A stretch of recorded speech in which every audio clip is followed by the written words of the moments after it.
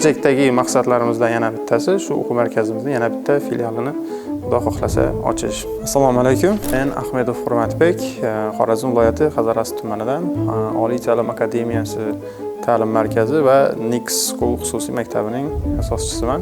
EduTuzum platformasini ishlatib, undan foydalana boshlaganimizga deyarli 1 yilcha bo'lib qoldi. Eng asosiy muammo bu moliyaviy tarafdan. O'quv markazimizda aniq to'lanayotgan summalarni aytishimiz mumkin. Undan keyin o'quvchilarning darsga kelish-ketishi. Hal bo'lgan muammomiz bu mayda detallardan deyishimiz mumkin, lekin bu ham og'ir bo'lardi, ya'ni o'sha qog'ozbozlik. Ko'pchilik narsa qog'ozda qolib ketardi. Qog'oz qayerdadir yo'q bo'lib ketishi mumkin yoki bo'lmasam boshqa muammo bo'lib qolishi mumkin qog'oz bilan. Lekin EduTuzum platformasi esa buni hal qilib berardi. Ya'ni hammasi bitta joyda, platformaning ichida kerak paytda bemalol qidirib yana topib olish mumkin. Keyingi muammomiz hal bo'lgani bu o'quvchilarning ketdi.